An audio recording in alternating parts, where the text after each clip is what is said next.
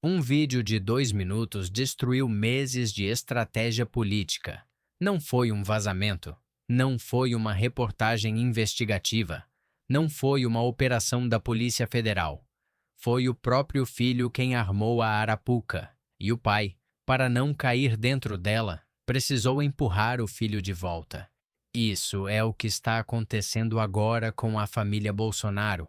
E o pior, qualquer resposta que eles derem piora a situação.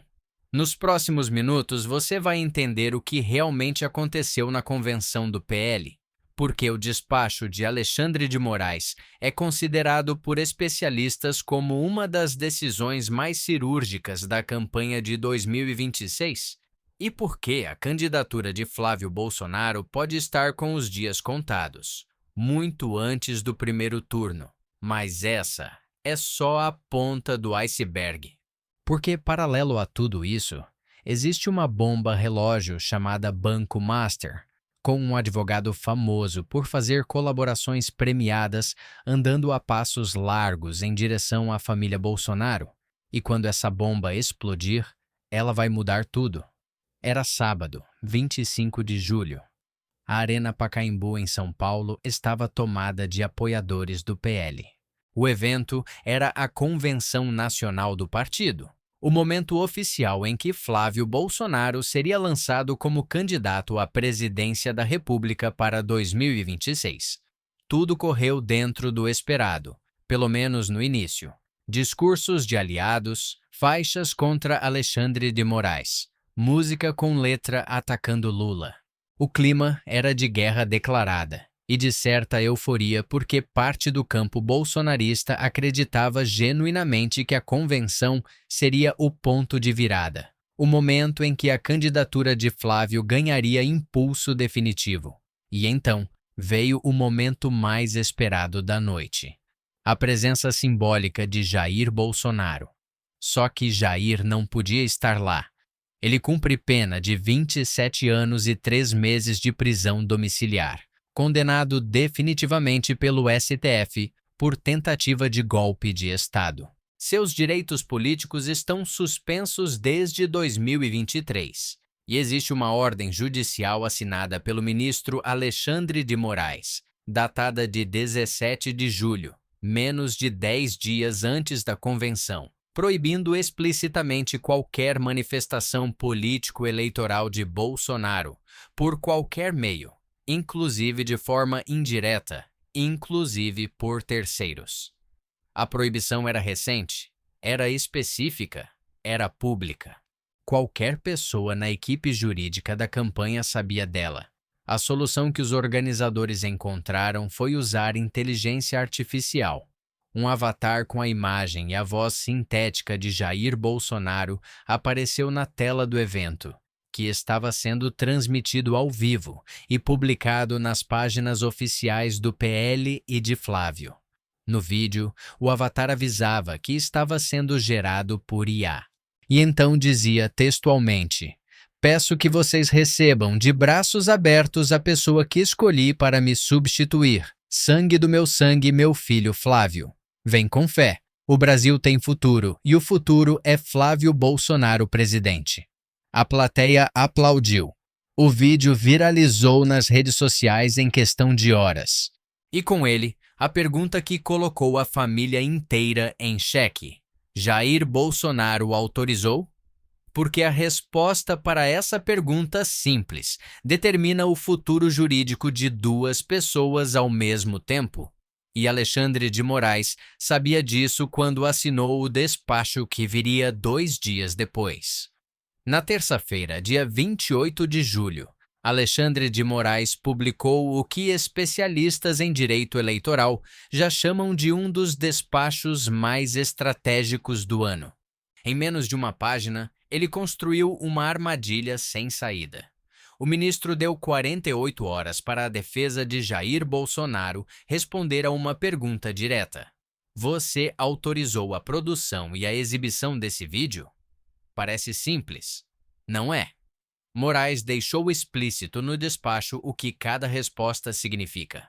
Se Jair Bolsonaro admitir que autorizou, isso configura violação direta das condições da prisão domiciliar, especificamente a proibição de manifestações político-eleitorais que ele havia acabado de receber menos de 2 semanas antes. E a consequência possível, segundo o próprio ministro, é clara: revogação do benefício e retorno ao regime fechado na Papudinha. Sem aviso, sem gradação, direto para a jaula. Agora, a outra hipótese. Se Bolsonaro diz que não autorizou, que não sabia, que não teve nada a ver com o vídeo, aí a responsabilidade cai inteira sobre Flávio Bolsonaro e sobre o Partido Liberal. O despacho abre explicitamente esse caminho, relacionando o vídeo à possível prática de abuso eleitoral e uso indevido dos meios de comunicação. E quando isso acontece no TSE, as normas prevêem consequências que vão de multa pesada até cassação do registro de candidatura. Não existe terceira opção. Moraes fechou o cerco pelos dois lados. E o que o tornava ainda mais sólido é que ele não estava inventando nada. Estava aplicando legislação existente com precedente recente de forma cirúrgica. Para reforçar o entendimento, o ministro citou um julgamento do TSE de maio de 2026, quando foi mantida uma multa contra um candidato a prefeito de Fortaleza que tinha usado IA para criar a falsa impressão de que personalidades internacionais apoiavam sua candidatura. Um candidato a prefeito. Uma multa por deepfake de personalidades públicas. Se aquilo valeu para uma eleição municipal, qual seria o peso de uma ação idêntica praticada na convenção presidencial, com a imagem de um condenado cumprindo restrições judiciais? O despacho foi uma bomba. E o que veio depois superou até as previsões mais pessimistas da família Bolsonaro. Na quarta-feira, 29 de julho, a defesa de Jair Bolsonaro protocolou a resposta no STF. E a resposta foi um balde de água fria em Flávio. Os advogados foram diretos. Jair Bolsonaro não autorizou o uso de sua imagem e voz para a produção do vídeo gerado por inteligência artificial. A justificativa apresentada foi a seguinte: as restrições judiciais impostas pelo próprio STF, suspensão do direito de visitas por 30 dias para Jair e proibição de 90 dias para Flávio visitar o pai, tornaram qualquer contato físico impossível. Portanto, segundo a defesa, não houve como obter uma autorização específica. É uma manobra juridicamente compreensível. Jair Bolsonaro estava literalmente salvo. Sem autorização comprovada, ele não violou as condições da prisão domiciliar. Ele não volta para o regime fechado. Pelo menos não por causa disso. Mas a petição que a defesa enviou ao STF tem uma peculiaridade que não passou despercebida. Entre as assinaturas dos advogados estava a de Flávio Bolsonaro, que também é advogado e assinou a defesa do próprio pai. O mesmo Flávio que organizou a convenção. O mesmo Flávio cujo partido exibiu o vídeo. Em outras palavras, Flávio assinou a petição que transfere toda a responsabilidade jurídica para ele mesmo e para o PL.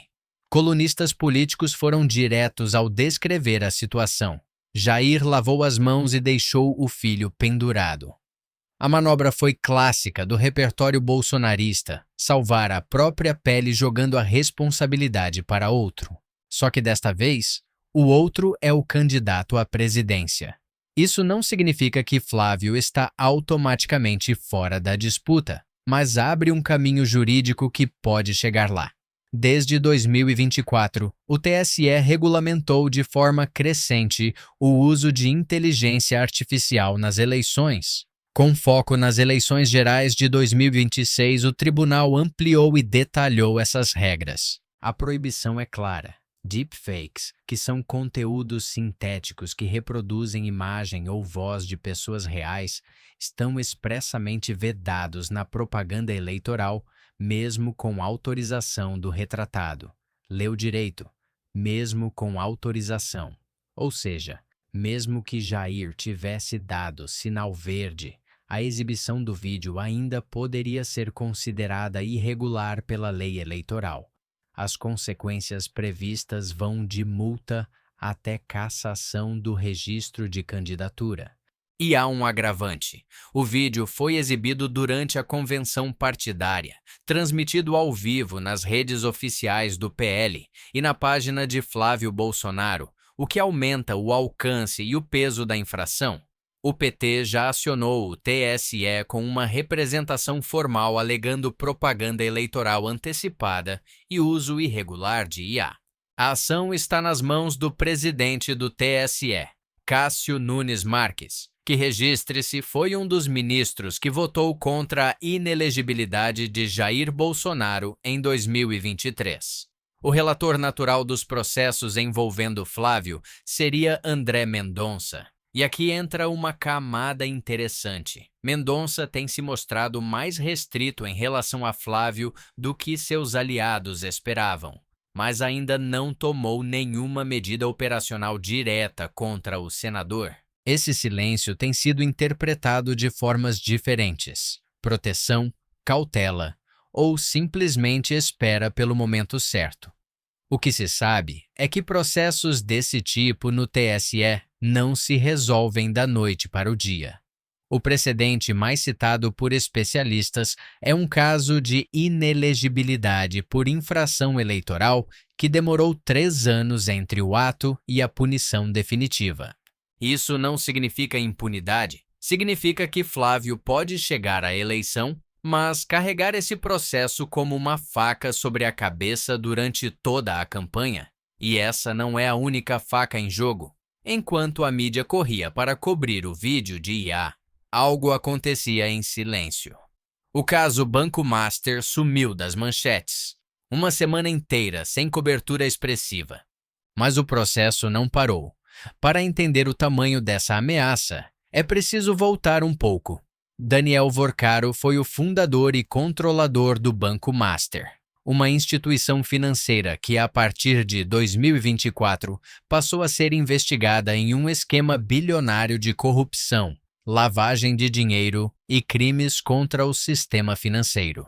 Em novembro de 2025, Vorcaro foi preso. A investigação ficou conhecida como Operação Compliance Zero, e até maio de 2026 já tinha chegado à 7ª fase operacional. O que ligou Flávio Bolsonaro ao Banco Master foi um áudio divulgado pelo Intercept Brasil. Uma negociação entre o senador e Vorcaro sobre o repasse de os 24 milhões de reais, o equivalente a cerca de 174 milhões de reais, para financiar um filme sobre Jair Bolsonaro chamado Dark Horse. De acordo com documentos obtidos pela imprensa, pelo menos 61 milhões chegaram a ser transferidos em 6 operações bancárias entre fevereiro e maio de 2025. Flávio admitiu ter sido apresentado a Vorcaro, mas negou qualquer irregularidade. As versões foram mudando ao longo das semanas. Primeiro disse que não tinha relação com o banqueiro, depois confirmou a busca por patrocínio. Depois virou um contrato de confidencialidade, depois virou uma cobrança por parcelas atrasadas. Cada resposta levantou novas perguntas.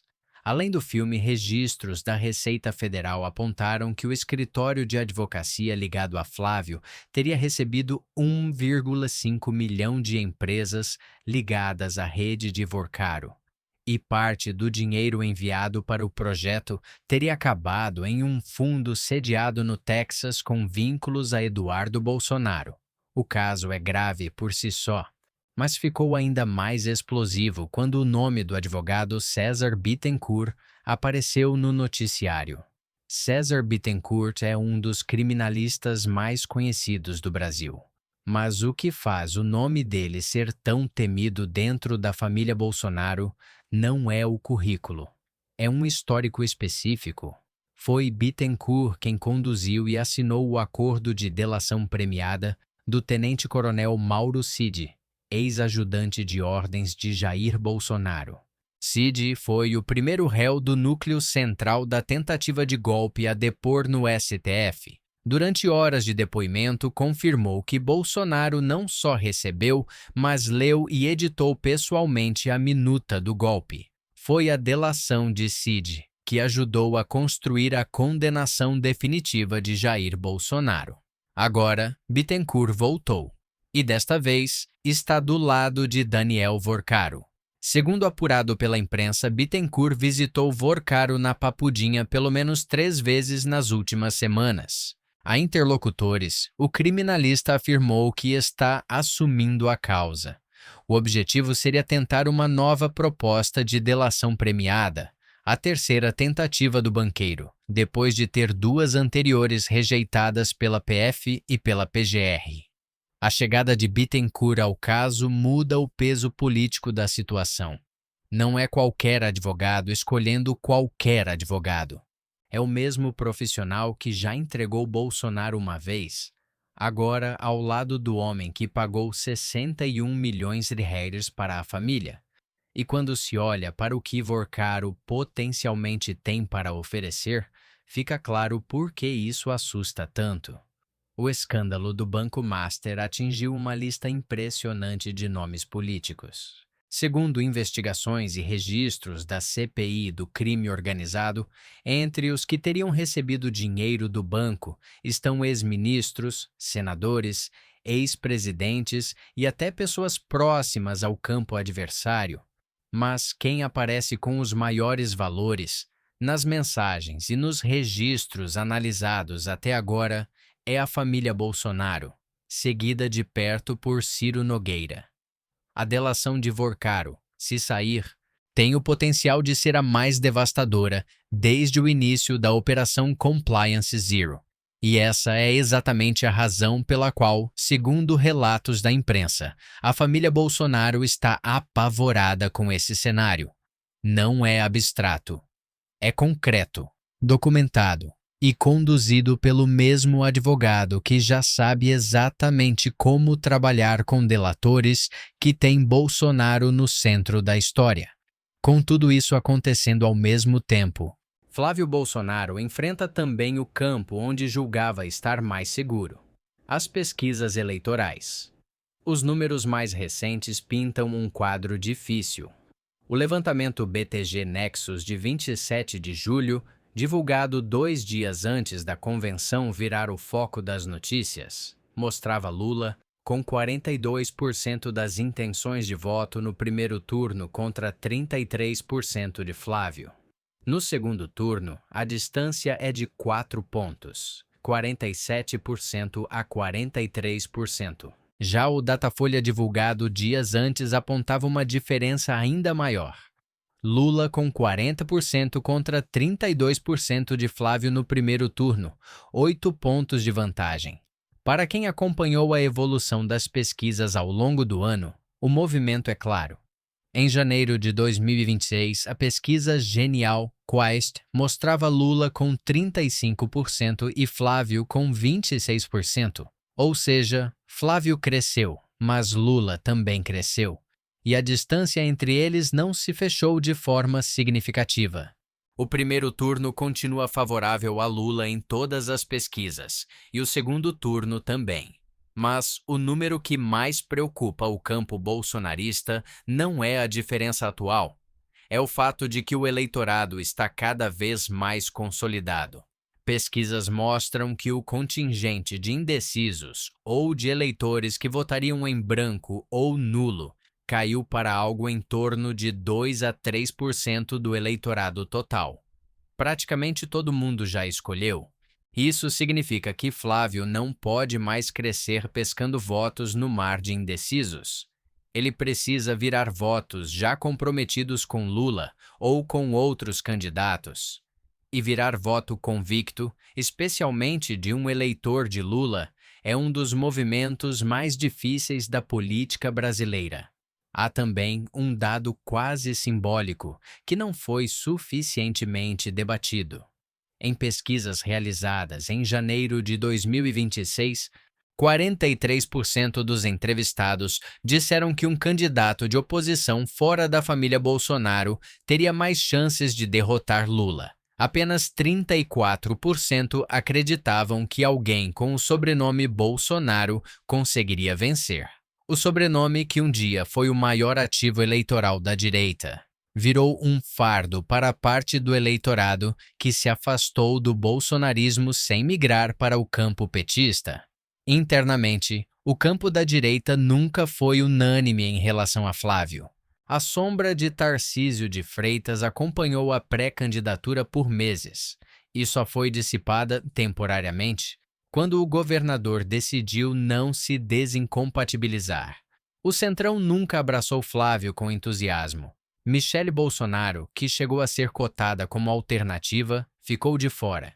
E a própria convenção, que deveria ser o momento de unidade e de virada simbólica, acabou virando o epicentro de uma crise jurídica que vai ocupar manchetes por semanas. Há um detalhe da convenção do PL que passou quase despercebido, mas que resume muito do que está em jogo. A cotada para vice de Flávio, Júlia Zanatta, fez um post nas redes sociais, listando os motivos para votar no senador. E o motivo principal que ela apresentou não foi o projeto de governo, não foi a economia, não foi segurança pública, foi este. Se Flávio não for eleito, o pai dele vai ficar preso para sempre. Pense nisso por um momento. A candidatura à presidência do Brasil sendo vendida pelos próprios aliados como uma missão de resgate familiar. Não é uma leitura exagerada? O próprio Flávio, em dezembro de 2025, chegou a sugerir para jornalistas que poderia desistir da corrida por um preço. Depois recuou. Disse que a candidatura era irreversível. Mas o deslize revelou a lógica que move essa campanha. Ela não é apenas uma disputa eleitoral. É uma operação de sobrevivência da família. E esse cálculo tem uma consequência que poucos falam abertamente. Se Flávio perder, ele também fica em apuros. Sem mandato presidencial para protegê-lo, o processo do Banco Master segue. A delação de Vorcaro segue. O processo eleitoral referente ao vídeo de IA segue. Flávio Bolsonaro não sairia ileso de uma derrota. Rumores que circulam em bastidores e que ainda não têm confirmação oficial sugerem que, diante de um cenário de derrota, o senador poderia seguir o caminho de outros aliados e buscar refúgio nos Estados Unidos, onde Eduardo Bolsonaro já tem operação montada e onde existem relações próximas com o campo trumpista. Não é uma possibilidade descabida. Alan dos Santos ficou anos em território americano sem ser deportado mesmo durante o governo Biden. Mas essa é a aposta dos bastidores. O que está comprovado é o seguinte: Flávio Bolsonaro está em uma campanha sem rede de segurança, uma frente judicial no TSE por conta do vídeo de IA, uma investigação de peso no STF pelo caso Master, um banqueiro preso que quer fazer acordo e contratou o advogado mais temido da família. E o pai que, para se salvar, precisou assinar um documento dizendo que não autorizou o que o filho fez. Isso não é política. É uma família inteira tentando escapar de um incêndio que ela mesma ateou. No final das contas, aquele vídeo de IA de 2 minutos vai entrar para a história não pelo que mostrou, mas pelo que revelou. Revelou que a campanha de Flávio Bolsonaro foi capaz de cometer um erro jurídico elementar: exibir um deepfake proibido por lei de um condenado com restrições judiciais ativas no evento mais televisionado da pré-campanha, sem aparentemente ter calculado as consequências.